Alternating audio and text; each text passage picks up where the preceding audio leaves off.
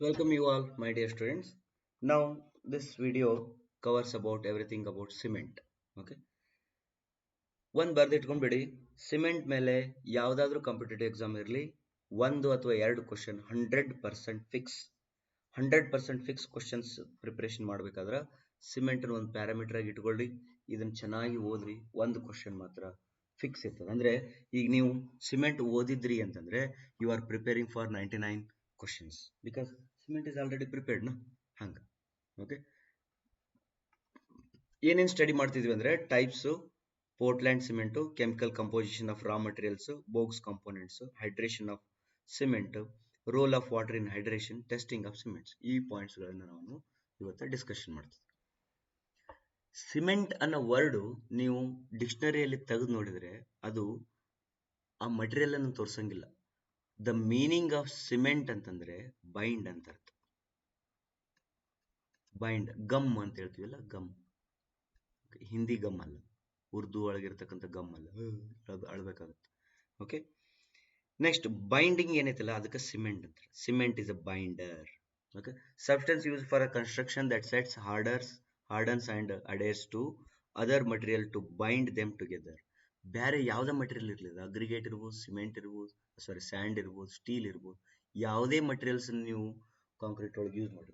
ಈಗ ಕೆಲವರು wood use ಮಾಡ್ತಾರೆ, ಹೌದಾ, ಬಂಬೂ ಯೂಸ್ ಮಾಡ್ತಾರೆ. ಏನಾದ್ರೂ ಯೂಸ್ ಮಾಡ್ರಿ ನೀವು. ಪ್ಲಾಸ್ಟಿಕ್ ಯೂಸ್ ಮಾಡಕತ್ತೆ ಹುಡುಗರು, ಪ್ಲಾಸ್ಟಿಕ್ ಇನ್ಸರ್ಟೆಡ್ ಫ್ಲೈ ಆಶ್ ಯೂಸ್ ಮಾಡ್ತಾರೆ. ಏನಾದ್ರೂ ಯೂಸ್ ಮಾಡ್ರಿ ನೀವು ಕಾಂಕ್ರೀಟ್ ಒಳಗ, ಅದನ್ನ ಬೈಂಡ್ ಮಾಡ್ತಕ್ಕಂಥ ಕೆಲಸ ಸಿಮೆಂಟ್ ಮಾಡ್ತದೆ. Cement is seldom used on its own but rather to bind fine aggregate, coarse aggregate together. ಅಂದ್ರೆ ಅದನ್ನ ಯೂಸ್ ಮಾಡ್ತಿದ್ರೆ ನೀವು ಬೇರೆ ಬೇರೆ ಪರ್ಪಸ್ ಇಂದ, ಬಟ್ ಮೇನ್ ಪರ್ಪಸ್ ಸ್ಯಾಂಡ್ ಮತ್ತು ಗ್ರಾವೆಲ್ಸ್ ಅನ್ನ ಬೈಂಡ್ ಮಾಡಬೇಕು. Cement mixed with fine aggregate produce mortar or masonry. Cement ಮತ್ತು ಓನ್ಲಿ ಸ್ಯಾಂಡ್ ಇವೆರಡನ್ನ ಮಿಕ್ಸ್ ಮಾಡಿದ್ರೆ ಅದಕ್ಕೆ ಮಾರ್ಟರ್ ಅಂತ ಹೆಸರಿಡ್ತಾರೆ. With fine aggregate and coarse aggregate produce concrete. Cement, fine aggregate, coarse aggregate ಎರಡರ ಜೊತೆ ಮಿಕ್ಸ್ ಮಾಡಿದ್ರೆ ಅದಕ್ಕೆ ಏನಂತಾರೆ, ಕಾಂಕ್ರೀಟ್ ಅಂತ ಕರೀತಾರೆ. ತಿಳಿತಾ? Cement plus sand mortar, cement plus sand plus coarse aggregate ಅದು concrete. Concrete is the most widely used material in existence and behind only water as a planet's most consumed resource ಅಂತ ಹೇಳ್ತಾರೆ. ಕಾಲ್ಡ್ರು ಸುಳ್ಳು ಹೇಳ್ತಾರೆ, ಹೌದಾ? ನೀರನ್ನ ಬಿಟ್ರೆ ಕಾಂಕ್ರೀಟ್ನ ಜಾಸ್ತಿ ಯೂಸ್ ಮಾಡ್ತಾರೆ ಈ ಪ್ಲಾನೆಟ್ ಒಳಗೆ ಅಂತ ಹೇಳ್ತಾರೆ. ಓಕೆ, ಹ್ಞೂ ಅನ್ನೋ ನೆನ್ಪಿಟ್ಕೊಡ್ರಿ, ಮತ್ತೆ ಹ್ಞೂ ಅನ್ನೋದಷ್ಟಲ್ಲ, ನೆನ್ಪಿಟ್ಕೊಡ್ರಿ. Cement used in construction are usually inorganic. Very important. Cement ಏನೈತಲ್ಲ ಅದು ಇನ್ಆರ್ಗ್ಯಾನಿಕ್ ಅದ. ಅಂದ್ರೆ ಸಿಮೆಂಟ್ ಅನ್ನು ತಗೊಂಡ್ಬಂದು ನೀವು ಮನೆಯೊಳಗಡೆ ಒಂದು ಪ್ಲಾಸ್ಟಿಕ್ ಒಳಗೆ ಕಟ್ಟಿ ಇಟ್ರೆ ಅದು ಒಳಗೊಳಗ ಕೊಳತೋಗುತ್ತಾನೆ? ಕೊಳೆಯಂಗಿಲ್ಲ ಅಂದ್ರೆ ಅದು ಇನ್ಆರ್ಗ್ಯಾನಿಕ್ ಐತಿ. Often lime or calcium silicate based on which can be characterized as non hydraulic or hydraulic ಏನದು ರೆಸ್ಪೆಕ್ಟಿವ್ಲಿ. ಈಗ ನೀವು ಲೈಮು, ಕ್ಯಾಲ್ಸಿಯಂ ಸಿಲಿಕೇಟ್ಗಳನ್ನು ಹೆಂಗ ಹೈಡ್ರಾಲಿಕ್, ನಾನ್ ಹೈಡ್ರಾಲಿಕ್ ಅಂತ ಹೇಳಿದ್ರಲ್ಲ, ಹಂಗನು ಕೂಡ ಹೇಳ್ಬೋದು. Depending on ability of cement to set in the presence of water. Cement ನ ನೀರ್ ಹಾಕಿದ ಮೇಲೆ ಸೆಟ್ ಆಯ್ತು ಅಂದ್ರೆ ಅದಕ್ಕೆ ಹೈಡ್ರಾಲಿಕ್ ಸಿಮೆಂಟ್. ನೀರ್ ಹಾಕಿದ ಮೇಲೆ ಅದು ಸೆಟ್ ಆಗಲಿಲ್ಲ ಅಂದ್ರೆ ನಾನ್ ಹೈಡ್ರಾಲಿಕ್ ಸಿಮೆಂಟ್. ತಿಳಿತಾ? Non hydraulic cement does not set in wet condition or under water. ಅದು ನೀರೊಳಗೆ ಹಾಕಿದ್ರು ಕೂಡ ಸೆಟ್ ಆಗಲಿಲ್ಲ ಅಂತವು ಕೆಲವು ಸಿಮೆಂಟ್ ಅದಾವಂತ, ಅವಕ್ಕೆ ನಾನ್ ಹೈಡ್ರಾಲಿಕ್ ಸಿಮೆಂಟ್ ಅಂತ ಹೆಸರಿಡ್ತಾರೆ. Rather it set as it dries and reaches with carbon dioxide in the air. It is resistance to attack by chemical after setting ಅಂತ ಹೇಳ್ತಾರೆ. ಬಹಳ ಇಂಪಾರ್ಟೆಂಟ್. ನಾನ್ ಹೈಡ್ರಾಲಿಕ್ ಸಿಮೆಂಟ್ ಏನೈತಲ್ಲ, it is resistant to attack by chemicals after setting. Set ಆದ್ಮೇಲೆ ಬೇರೆ chemicals ಲಿಂದ affect ಆಗಲ್ಲಂತೆ. ಯಾವುದು? Non hydraulic cement. But hydraulic cement ನೋಡು, ಹೈಡ್ರಾಲಿಕ್ ಸಿಮೆಂಟ್ ಅಥವಾ ಪೋರ್ಟ್ಲ್ಯಾಂಡ್ ಸಿಮೆಂಟ್ ನಾವು ಯೂಸ್ ಮಾಡೋದು set and become adhesive due to chemical reaction between dry ingredients and water. Dry powder ingredients of cement ಮತ್ತು ನೀರನ್ನು mix ಮಾಡಿದಾಗ hydration ಅಂತೇಳಿ ಒಂದು reaction ಆಗ್ತದ. ಅದಾದಾಗ ಅದ್ರ ಒಳಗಡೆ ಅಡೆಸಿವ್ ನೇಚರ್ ಬರ್ತದೆ. ಅಡೆಸಿವ್ ಅಂತಂದ್ರೆ attraction between two different material. Cohesive ಅಂತಂದ್ರೆ attraction between two similar materials. ನಾನು ಹೌದಾ ಏನದು ಪ್ಲಾಸ್ಟಿಕ್ ನಾನು ಬೇಡ, ನಾನು ನೀನು ಕಾಮಿಡಿ ಆಗ್ತದೆ. ಪ್ಲಾಸ್ಟಿಕ್ನ ಅಟ್ರಾಕ್ಟ್ ಮಾಡ್ತಕ್ಕಂಥ ಒಂದು ಏನಾದರೂ ಯೂಸ್ ಮಾಡಿದ್ರಿ ಗಮ್ ಅಂದ್ರೆ ಅದಕ್ಕೆ ಕೊಹೆಸಿವ್ ಅಂತಾರೆ. ಆ ಒಂದು ಪ್ಲಾಸ್ಟಿಕ್ ವುಡ್ನ ಅಟ್ರಾಕ್ಟ್ ಮಾಡ್ತಿತ್ತು, ವುಡ್ಡು ಪೇಪರ್ನ ಅಟ್ರಾಕ್ಟ್ ಮಾಡ್ತಿತ್ತು ಅಂತಂದ್ರೆ ಡಿಫ್ರೆಂಟ್ ಮಟೀರಿಯಲ್ಗೆ ಯೂಸ್ ಮಾಡ್ತಕ್ಕಂಥ ಗಮ್ಮನ್ನು ಅಡೆಸಿವ್ ಅಂತ ಹೇಳ್ತಾರೆ. Fevicol is a adhesive. Fevicol can be cohesive also because ವುಡ್ಗೂ ಕನೆಕ್ಟ್ ಮಾಡ್ಬೋದು, ವುಡ್ ಪೇಪರ್ಗೂ ಕನೆಕ್ಟ್ ಮಾಡ್ಬೋದು. ಅಂಡರ್ಸ್ಟುಡ್? Like that. ಈಗ ಏನಾಗುತ್ತೆ, ಸಿಮೆಂಟ್ ಅಲ್ಲಿ ಅಡೆಸಿವ್ ಪ್ರಾಪರ್ಟಿ ಬರ್ತದೆ. The chemical reaction results in mineral hydrates that are not very water soluble, so are quite durable in water and safe from chemical attack. This allows setting in wet conditions. Okay na? This is very important. The chemical process for hydraulic cement was found by ancient Romans who used volcanic ash. Volcanic ash ಗೆ pozzolana ಅಂತ ಕರೀತಾರೆ. And which added lime, that is calcium oxide. ಅಲ್ಲಿಂದ invention ಆಯ್ತು, Rome ಕಡೆಯಿಂದ invention ಆಯ್ತು ಅಂತ ಹೇಳ್ತಾರ. ನಾವು ತಾಜ್ ಮಹಲ್ ಕಟ್ಟಿವಿ, ಮತ್ತು ಸಿಮೆಂಟ್ ಇಲ್ಲ ನಮ್ಮ ಹತ್ರ, ಆದರೂ ತಾಜ್ ಮಹಲ್ ಕಟ್ಟಿದೀವಿ. ಅಲ್ಲಿಯೂ ಕೂಡ ಅಂಥದ್ದೊಂದು ಪ್ರಾಪರ್ಟಿ ಯೂಸ್ ಮಾಡಿ, ಬಟ್ ಕ್ರೆಡಿಟ್ ಅವ್ರಿಗೆ ಹೋಗಿದೆ, no problem. The word cement can be tracked back to the ancient Roman term opus. ಹೇಳ್ತಾರೆ, ಇವೆಲ್ಲ ಬ್ಯಾಡ್, ನೀವು ಓದ್ಕೊಡ್ರಿ. ಓಕೆ, ನೆಕ್ಸ್ಟ್ ಮತ್ತೆ ಅದೇನು ಹೇಳ್ತಾರೆ, ಎಲ್ಲೆಲ್ಲಿ ಯೂಸ್ ಮಾಡಿ ಹಿಸ್ಟ್ರಿ ಹೇಳಕತ್ತಾರೆ. ಓಕೆ, ಹಿಸ್ಟ್ರಿ ಹೇಳ್ತಿದ್ರೆ ಸ್ವಲ್ಪ ನೋಡ್ಕೊಡ್ರಿ. ಹೈಡ್ರಾಲಿಕ್ ಸಿಮೆಂಟ್ ನಾವು ಓದ್ತಕ್ಕಂಥದ್ದು hydraulic cement, non hydraulic cement ಅಲ್ಲ. ಎರಡು ಸಿಮೆಂಟ್ ಅದಾವ, ಒಂದು ಹೈಡ್ರಾಲಿಕ್, ಇನ್ನೊಂದು ನಾನ್ ಹೈಡ್ರಾಲಿಕ್. ನಾವು ಓದೋದು hydraulic. For the most common type of cement is hydraulic cement which hardens by hydration of clinker minerals when water is added. ಆ minerals ಜೊತೆ water add ಆದ್ರೆ ಸೆಟ್ ಆಗ್ತದೆ.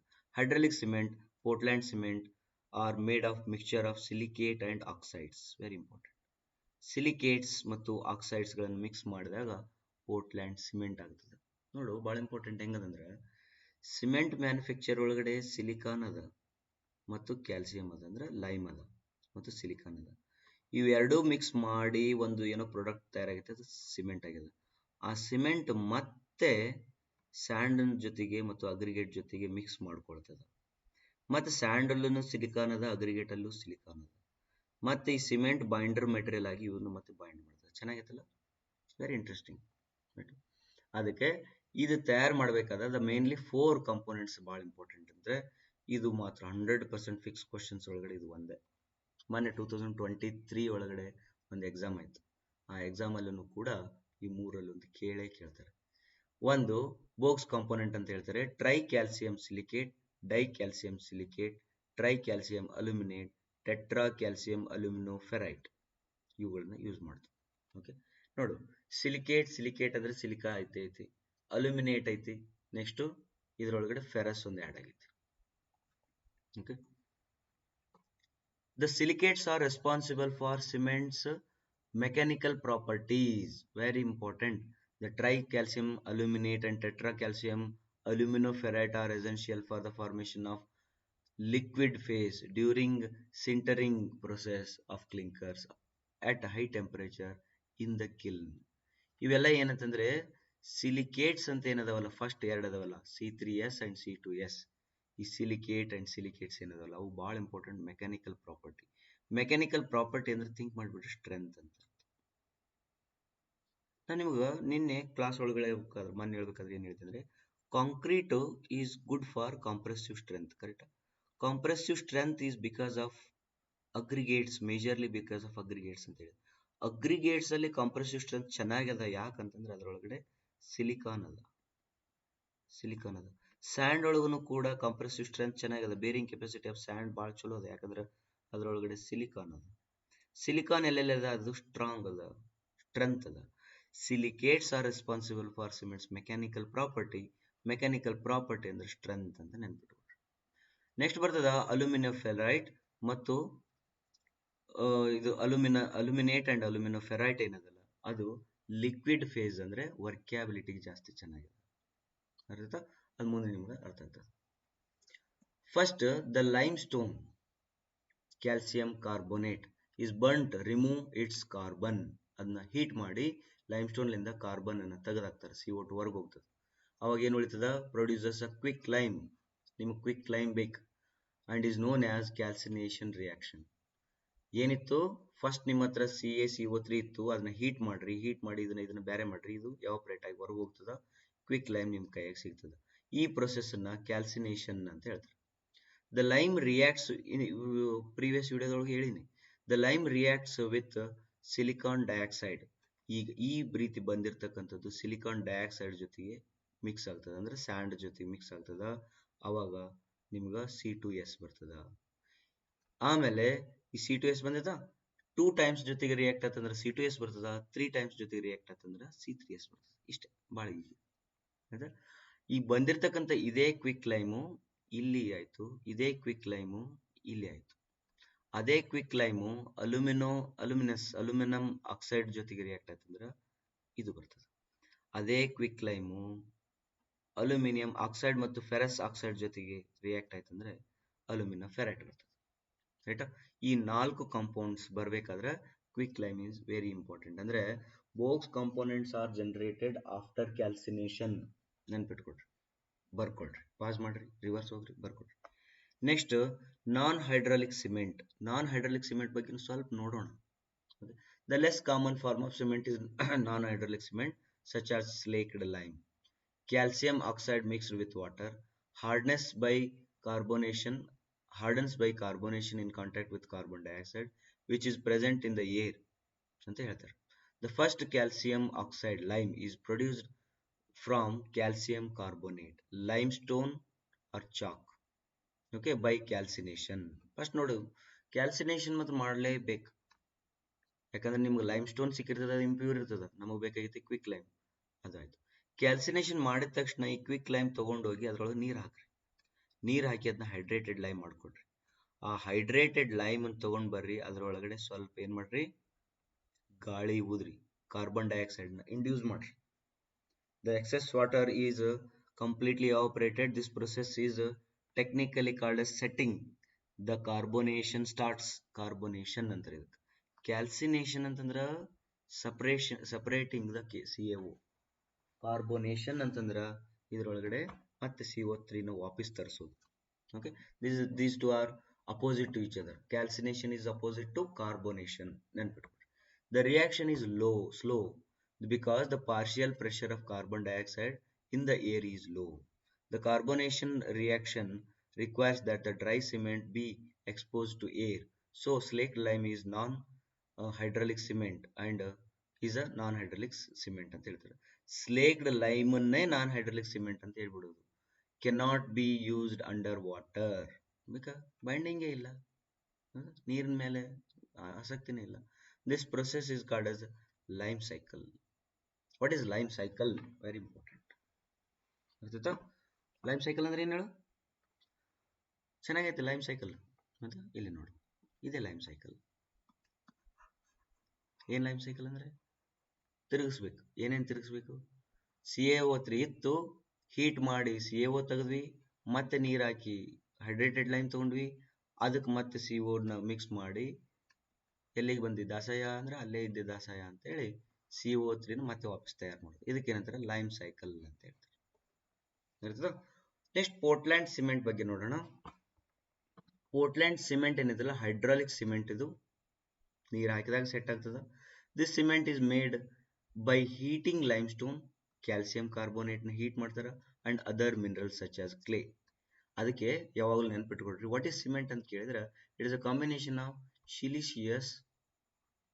ಸಿಲಿಷಿಯಸ್ ಅಂಡ್ ಕ್ಯಾಲ್ಕೇರಿಯಸ್ ಮಟೀರಿಯಲ್ ಅಂತ.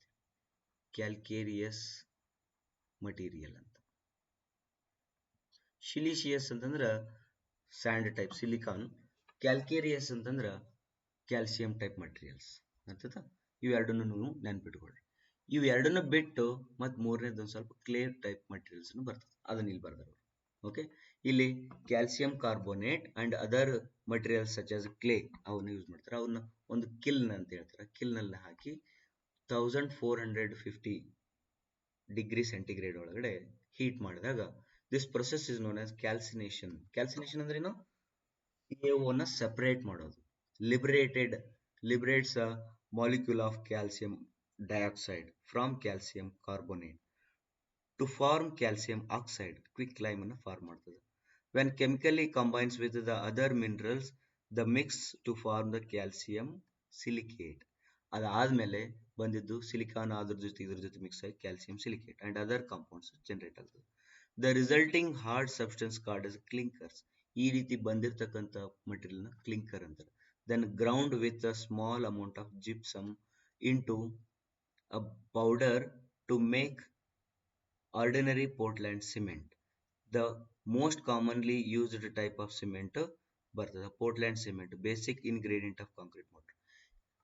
ನೋಡು, ಬೆಲ್ಲ ಮಾಡೋದು, ಸಕ್ರಿ ಮಾಡೋದು ಮತ್ತು ಸಿಮೆಂಟ್ ಮಾಡೋದು ಆಲ್ಮೋಸ್ಟ್ ಸೇಮ್ ಪ್ರೊಸೆಸ್ ಐತಿ. ನೀವು ಆಮೇಲೆ ಸ್ವಲ್ಪ ಯೂಟ್ಯೂಬ್ ಒಳಗಡೆ ಹೌ ಶುಗರ್ ಈಸ್ ಮ್ಯಾನುಫ್ಯಾಕ್ಚರ್ಡ್ ಅಂತ ನೋಡ್ರಿ. ಫಸ್ಟ್ ಏನು ಮಾಡ್ತಾರೆ ಅಂದ್ರೆ ರಾ ಮಟೀರಿಯಲ್ ತೊಗೊಳ್ತಾರೆ, ಅದನ್ನು ಚೆಂದಾಗಿ ಹೀಟ್ ಮಾಡ್ತಾರೆ. ಹೀಟ್ ಮಾಡಿ ಅದನ್ನ ಬಾಯ್ಲ್ ಮಾಡ್ತಾರೆ. ಬೆಲ್ಲ ಮಾಡೋದು ಹೇಳಕತ್ತೀನಿ, ಬಾಯ್ಲ್ ಮಾಡ್ತಾರೆ. ಬಾಯ್ಲ್ ಮಾಡಿದ್ಮೇಲೆ ಅದ್ರ ಬ್ಲ್ಯಾಕ್ ಕಲರ್ ಬರ್ತದೆ. ಬ್ಲ್ಯಾಕ್ ಕಲರ್ ಬರ್ತದೆ. ಸ್ವಲ್ಪ ಹೊತ್ತು ಬಿಟ್ಟು ಅಂದ್ರೆ ಅದು ಗಟ್ಟಿ ಆಗ್ತದೆ. ಗಟ್ಟಿ ಆಗಿದ್ದ ಬೆಲ್ಲ ಅಂತ ಗಟ್ಟಿ ಆಯ್ತಾ. ಈ ಗಟ್ಟಿ ಆಗಿದ್ದಕ್ಕೆ ಸ್ವಲ್ಪ ಏನೋ ಒಂದಿಷ್ಟು ಕೆಮಿಕಲ್ಸ್ ಯೂಸ್ ಮಾಡಿ ಆ ಬ್ಲ್ಯಾಕ್ ಕಲರ್ನ ರಿಮೂವ್ ಮಾಡ್ತಾರೆ. ಬ್ಲ್ಯಾಕ್ ಕಲರ್ ರಿಮೂವ್ ಮಾಡಿ ಅದನ್ನ ಕ್ರಿಸ್ಟಲ್ ಫಾರ್ಮ್ ಒಳಗೆ ಮಾಡ್ತಾರೆ. ಎಲ್ಲಾ ಸಕ್ರಿ ಗ್ರೇನ್ಸ್ ನೋಡ್ರಿ, ಆಲ್ ಸಕ್ರಿ ಗ್ರೇನ್ಸ್ ಆರ್ ಸೇಮ್ ಸೈಜ್. ಈ ರೀತಿ ಸೇಮ್ ಸೈಜ್ ಬರಕ್ಕೆ ಏನ್ ಮಾಡ್ಬೇಕು ಅಂತೇಳಿ ಒಂದಿಷ್ಟು ಕೆಮಿಕಲ್ಸ್ ಆಡ್ ಮಾಡಿ ಎಂಡ್ ಪ್ರಾಡಕ್ಟ್ ಆಗಿ ತಯಾರು ಮಾಡ್ತಾರೆ.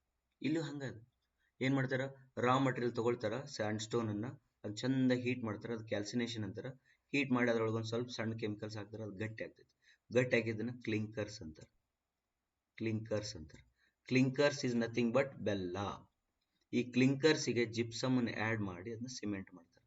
ಈಗ ಬೆಲ್ಲಕ್ಕೆ ಕೆಮಿಕಲ್ಸ್ ಆಡ್ ಮಾಡಿ ಸಕ್ರಿ ಮಾಡ್ತಾರಲ್ಲ, ಹಂಗ ಕ್ಲಿಂಕರ್ಸಿಗೆ ಜಿಪ್ಸಮ್ ಆಡ್ ಮಾಡಿದ್ರೆ ಅದು ನಿಮ್ಗೆ ಎಂಡ್ ಪ್ರಾಡಕ್ಟ್ ಆಗಿ ಹೊರಗಡೆ ಬರ್ತದೆ. Right.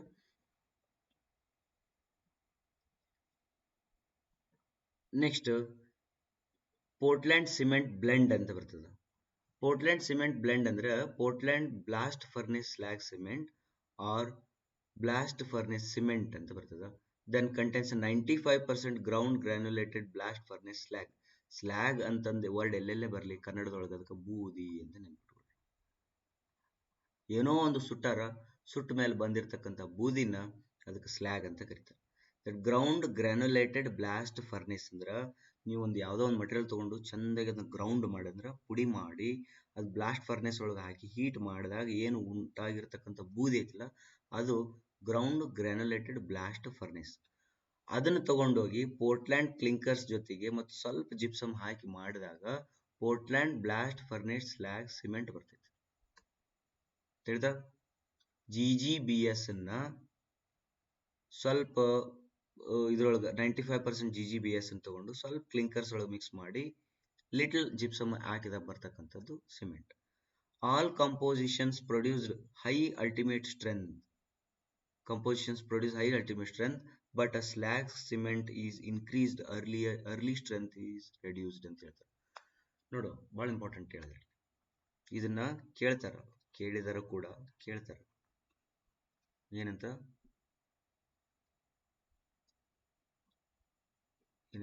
All compositions produce high ultimate strength.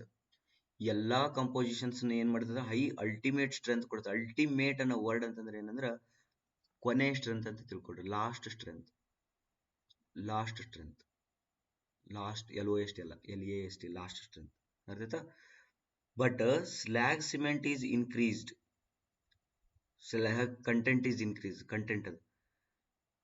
Early strength is reduced. ನೀವು ಅಕಸ್ಮಾತ್ ಸ್ಲ್ಯಾಗ್ ನ ಜಾಸ್ತಿ ಆಡ್ ಮಾಡಿದ್ರಿ ಅಂತಂದ್ರೆ ಅರ್ಲಿ ಸ್ಟ್ರೆಂತ್ ಕಡಿಮೆ ಆಗ್ತದಂತೆ. ಬಹಳ ಇಂಪಾರ್ಟೆಂಟ್. ಸಿಮೆಂಟ್ ಒಳಗಡೆ 2-3 ಸ್ಟ್ರೆಂತ್ ಬರ್ತದೆ. ಒಂದು, ನೀರು ಹಾಕಿದ ತಕ್ಷಣ ಸ್ವಲ್ಪ ದಿನದ ಒಳಗಡೆ ಬರ್ತಕ್ಕಂಥ ಸ್ಟ್ರೆಂತ್, ಅದಾದ್ಮೇಲೆ 28 ದಿನ ಆದ್ಮೇಲೆ ಬರ್ತಕ್ಕಂಥ ಸ್ಟ್ರೆಂತ್, ಅದಾದ್ಮೇಲೆ 1 ವರ್ಷ ಆದ್ಮೇಲೆ ಬರ್ತಕ್ಕಂಥ strength. Usually 1 year strength and 28 year strength ನಡುಬರ್ಕ ಸ್ಮಾಲ್ ಅಂದ್ರೆ ಸ್ಮಾಲ್ ಡಿಫರೆನ್ಸ್ ಇರ್ತದ. therefore you can consider 28 day strength is a final strength. Okay, you can call this 28 day strength as a ultimate strength.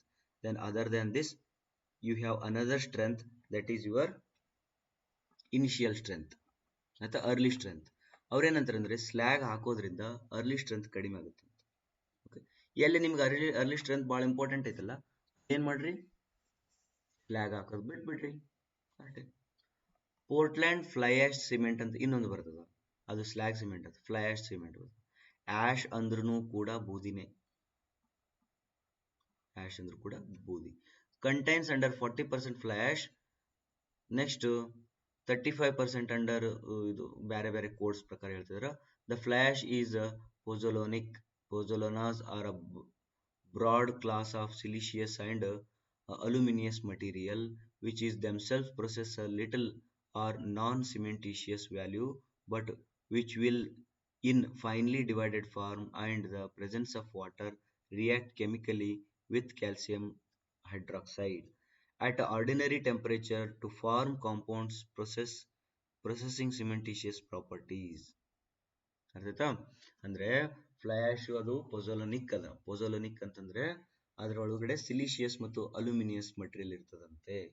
Okay, next the qualification of the capacity of pozzolana to react with calcium hydroxide and water is given by measuring its pozzolanic activity. ಇದು ಒಂದು property of the material. Pozzolana are naturally occurring pozzolana of volcanic organic siliceous volcanic ash used in producing hydraulic cement and powder substance. ಇದು ಓದ್ಕೊಡ್ರಿ, ರೈಟಾ? ಓದ್ಕೊಡ್ರಿ ಅಂದ್ರೆ ಏನಂತಂದ್ರೆ just translation is required, my presence is not required. Portland pozzolana cement includes fly ash cement since fly ash is a pozzolana. ಅರ್ಥಾಯ್ತಾ? ಇದು ಇನ್ನೊಂದು Portland silica fume cement ಅಂತ ಬರ್ತದ. ಆ silica fume cement ಒಳಗಡೆ silica fume can yield exceptionally high strength. ಏನಂತ ನೋಡಿ, ಮತ್ತೆ silica ಅಂದಲ್ಲೆಲ್ಲ strength ನೆನ್ಪಿಟ್ಕೊಂಡ್ಬಿಡು. Silica ಅಂದ್ರೆ strength, high strength. Cements containing 5 to 20% silica fume are occasionally produced with 10% being the maximum allowed addition under this one. Then masonry cement.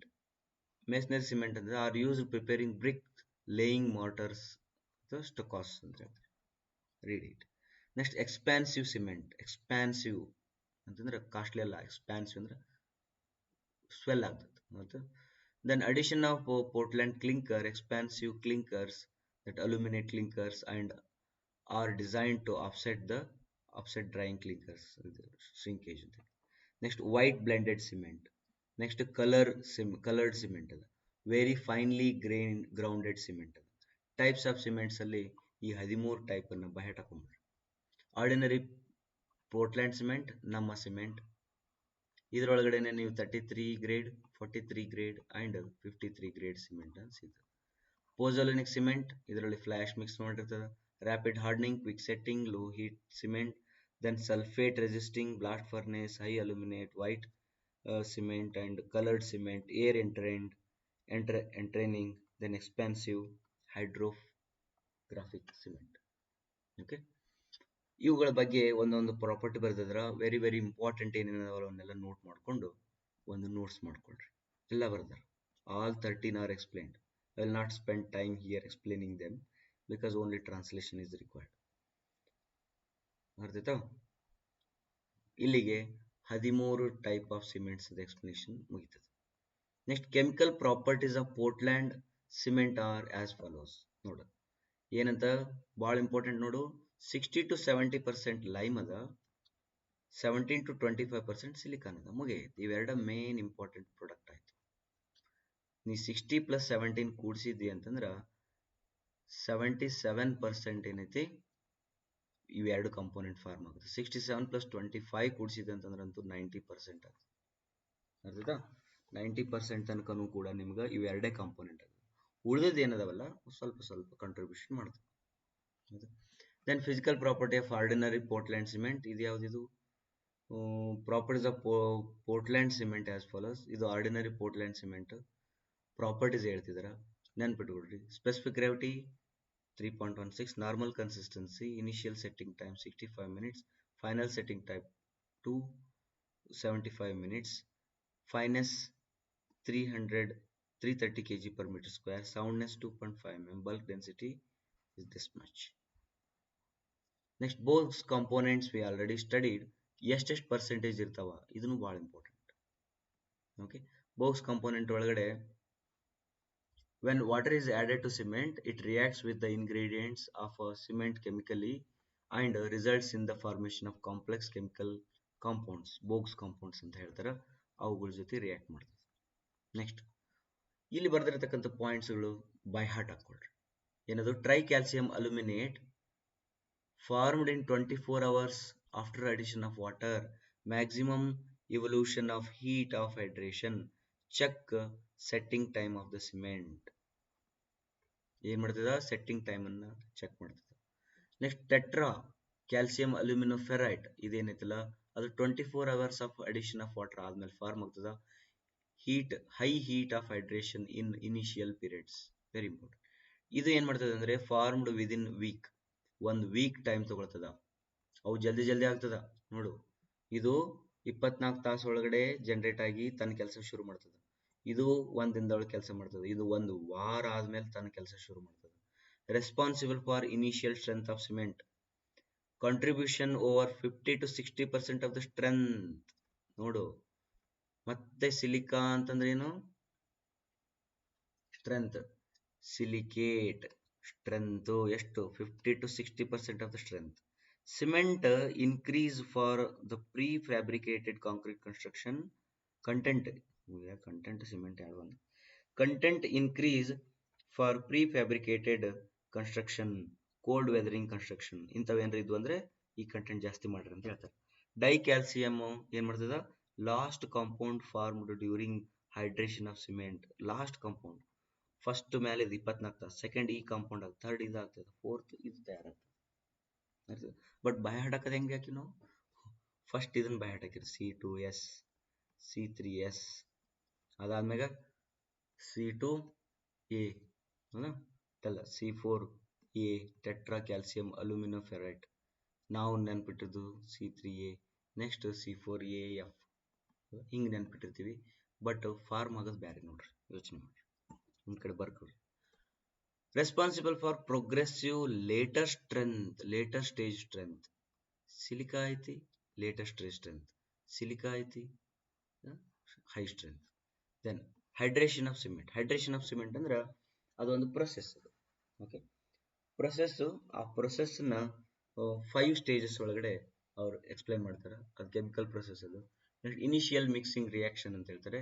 Initial mixing ಅಂದ್ರೆ aluminate ಏನೈತಲ್ಲ ಅದು H2O ಜೊತೆ reaction ಆಗ್ತದೆ, 24 hours time ತಗೊಳ್ತದ. Next dormancy ಅಂತ ಬರ್ತದ. The results of reaction described in phase 1 is a surface coating of cement particles, and this coating keeps increasing but also slows down reaction, hydration and H2S. ಇದನ್ನು ಸ್ವಲ್ಪ ಓದ್ಕೊಟ್ರಿ. Third stage ಬರ್ತದ strength acceleration. Strength ಈಗ process start ಆಗ್ತದ. ಅವ ನಮ್ಮ persons ಇವ್ರು ಬರಕ್ಕೆ ಶುರು ಮಾಡ್ತಾರೆ. ಯಾರು? C3S ಮತ್ತು C2S ಮೇನ್ ವಾರಿಯರ್ಸ್, ಅವ್ರು ಬರಕ್ಕೆ ಶುರು ಮಾಡ್ತಾರೆ. ಓಕೆ, ಇವಕ್ಕ ಒಂದು ನಾಟಕೀಯ ಸ್ಟೈಲ್ ಕೊಡ್ಬೇಕು.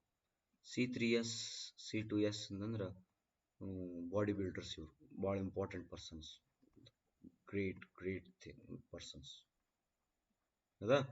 ಆಮೇಲೆ ಇವ್ರು ಏನಾದ್ರೆ C3AF ಮತ್ತು C3 ಇವರು ಅಥವಾ ಇದೇನಿತ್ತಲ್ಲ C3A C4 ಇವೇನದವಲ್ಲ, ಇವರು ಹುಡುಗಿಯರಿದ್ದಂಗೆ. ಇವರು ಲಾಸ್ಟಿಗೆ ಬಂದು ಫಿನಿಶಿಂಗ್ ಮಾಡಿ ಟಿಂಗ್ ಮಾಡಿ ಹೋಗ್ಬಿಡ್ತಾರೆ. ಇವರು full body builders, main components. But ಕೆಲಸ ಫಸ್ಟ್ ಇವರಿಂದ ಆಗ್ತದೆ. ಇವ್ರು ಫಸ್ಟ್ ರಿಯಾಕ್ಟ್ ಆಗ್ತಾರೆ. 24 ತಾಸು ತಗೊಂಡು ತಯಾರಾಗಿ ಇವ್ರು ಕೊಡ್ತಾರೆ. ಇವ್ರು ತಮ್ಮ ಕೆಲಸ ಶುರು ಮಾಡ್ತಾರೆ. ಒಂದು ಪಿಕ್ಚರಲ್ಲಿ ಡಯಾಗ್ರಾಮ್ ಕೊಡ್ರಿ ಅಂದ್ರೆ ನೆನಪಿರ್ತದೆ. ನೆಕ್ಸ್ಟ್ ಸ್ಪೀಡ್ ರಿಡಕ್ಷನ್ ಬರ್ತದೆ. Study and development post form work ಅಂತ ಬರ್ತದೆ. ನೋಡು, ಹೀಟ್ ಆಫ್ ಹೈಡ್ರೇಷನ್ ಯಾವಾಗ ಸ್ಟಾರ್ಟ್ ಆಗುತ್ತೆ, ಯಾವಾಗ ಎಂಡ್ ಆಗುತ್ತೆ, ಭಾಳ ಇಂಪಾರ್ಟೆಂಟ್. ಇದು ಸಿಮೆಂಟ್ ಅದ, ಈ ಸಿಮೆಂಟ್ ಒಳಗೆ ನೀರು ಮಿಕ್ಸ್ ಮಾಡಿದ್ವಿ, ಸ್ಟಾಪ್ ವಾಚ್ ಆನ್ ಮಾಡಿದೆ ಅಂತ ತಿಳ್ಕೊ. ಸ್ಟಾಪ್ ವಾಚ್ ಆನ್ ಆಯ್ತು ಅಂತಂದ್ರೆ 28 ದಿನದ ತನಕ ಹೀಟ್ ಆಫ್ ಹೈಡ್ರೇಷನ್ ಇರ್ತದೆ. ಹೀಟ್ ಆಫ್ ಹೈಡ್ರೇಷನ್ ಎಲ್ಲಿವರೆಗೆ? 28 ಡೇಸ್. ಹಂಗಾರೆ ಒಂದನೇ ಕಾಂಪೌಂಡ್, ಎರಡನೇ ದಿನ ಇನ್ನೊಂದು ಕಾಂಪೌಂಡ್ ಅಂದ್ರೆ ಫಸ್ಟ್ ಒಂದ್ ದಿನ 2 ದಿನ ಇವೆ ಆಗ್ತಾವ. ಫಸ್ಟ್ 1 ವೀಕ್ 7 ಡೇಸ್ ಏನ್ ಹೇಳ್ತಾರಲ್ಲ, 7 ಡೇಸ್ ನಿಮ್ಮ ಮೂರನೇ ಕಾಂಪೌಂಡ್ ರಿಯಾಕ್ಟ್ ಆಗ್ತದೆ, C3S ಅದು ರಿಯಾಕ್ಟ್ ಆಗುತ್ತೆ. ಇದು ಆದ್ಮೇಲೆ ಮುಂದೆ ಸ್ಲೋಲಿ ಏನ್ ಮಾಡ್ತದೆ, C2S C3S ಡೆವಲಪ್ ಆಗ್ತಾ ಹೋಗ್ತಾವ. ಅಂದ್ರೆ 28 ಡೇಸ್ ನಿಮ್ಗೆ ಏನಾಗ್ತದ, ಹೀಟ್ ಆಫ್ ಹೈಡ್ರೇಷನ್ ಜನರೇಟ್ ಆಗ್ತದ. ಅದಕ್ಕೆ ಯಾವುದೇ ಕಾಂಕ್ರೀಟ್ ಮ್ಯಾನುಫ್ಯಾಕ್ಚರ್ ಆದ ತಕ್ಷಣ ಆ ಕಾಂಕ್ರೀಟ್ ಒಳಗಡೆ ನೀರು 28 ಡೇಸ್ ಆ ಕಾಂಕ್ರೀಟ್ ಇಂದ ಹೊರಗೆ ಬರಬಾರ್ದು. ಇದಕ್ಕ ಕ್ಯೂರಿಂಗ್ ಅಂತ ಹೇಳ್ತಾರೆ. ಅದನ್ನ ನೀವು ಕ್ಯೂರ್ ಮಾಡ್ಬೇಕು, ವಾಟರ್ನ ಅಲ್ಲೇ ಇರಂಗ ಪ್ರೆಸೆನ್ಸ್ ಮಾಡ್ಬೇಕು. ಹೆಂಗ್ ಮಾಡ್ಬೇಕಂದ್ರ ಮ್ಯಾಲೆ ನೀರನ್ನ ಹೊಡಿತಾ ಹೋಗ್ರಿ, ಅಥವಾ ಇದನ್ನ ಫುಲ್ ಕವರ್ ಮಾಡಿಟ್ಬಿಡ್ರಿ. ಒಳಗಲ್ ನೀರು ಎವಾಪರೇಟ್ ಆಗ್ಲಾರ್ದಂಗೆ ನೋಡ್ಕೊಳ್ರಿ. ಏನಾದ್ರೂ ಮಾಡ್ರಿ, ಒಳಗಡೆ ಇದ್ದಿದ್ದ ನೀರು ಹೊರಗೆ ಹೋಗ್ಬಾರ್ದು, ಹೀಟ್ ಆಫ್ ಹೈಡ್ರೇಷನ್ ಸ್ಟಾಪ್ ಆಗ್ಬಾರ್ದು. Next laboratory test of cement, fineness test, consistency, setting time, strength test, soundness, heat of hydration, tensile strength, compact chemical composition. Okay, ಇವು ಎಲ್ಲವನ್ನು ನೀವೇನ್ ಮಾಡ್ರಿ ಅಂದ್ರೆ ಯೂಟ್ಯೂಬ್ ಒಳಗಡೆ ಯಾರಾದರೂ ವಿಡಿಯೋ ಮಾಡಿರ್ತಾರ, ಆ ವಿಡಿಯೋನ ನೋಡ್ಕೊಂಡ್ಬಿಡಿ. ನೋಡ್ಕೊಂಡು ಅವುಗಳ ಮೇಲೆ ಪಾಯಿಂಟ್ಸ್ ಮಾಡ್ಕೊಂಡು. Okay, this takes a lot of time to explain me. ಏನಾದರೂ ನಿಮಗೆ ಪರ್ಟಿಕ್ಯುಲರ್ ಟೆಸ್ಟ್ ಪರ್ಟಿಕ್ಯುಲರ್ ಪಾಯಿಂಟ್ ಅರ್ಥ ಆಗಿಲ್ಲ ಅಂತಂದ್ರೆ you can chat with me. ನೀವು ಮೆಸೇಜ್ ಹಾಕ್ರಿ ಅಥವಾ ಕಮೆಂಟ್ ಹಾಕ್ರಿ, ಅದನ್ನ ನಾನು ಕರೆಕ್ಟಾಗಿ ರಿಪ್ಲೈ ಮಾಡ್ತೀನಿ. Strength test, Le Chatelier's test, heat of hydration ಅದು ಟೆಸ್ಟ್, ಟೆನ್ಸೈಲ್ ಸ್ಟ್ರೆಂತ್. ಓಕೆ, ಇವೆಲ್ಲವನ್ನು ನೋಡ್ಕೊಳ್ರಿ. ನಿಜವಾಗ್ಲೂ ಸರ್ ನೀವು ಇನ್ನೊಮ್ಮೆ ಬೇಕೇ ಬೇಕು ಸರ್, ಇನ್ನೊಂದು ವಿಡಿಯೋ ಬೇಕನ್ನೋದಾದ್ರೆ ಕಮೆಂಟ್ಸ್ ಅಥವಾ ಒಂದು ಇದರೊಳಗೆ ನೋಡೋಣ. ನನಗೆ ಟೈಮ್ ಸಿಕ್ತು, because I have to cover lot of syllabus. Time ಸಿಕ್ತಂದ್ರೆ ನೋಡಿ. Okay, thank you, enough. This is your cement. Okay.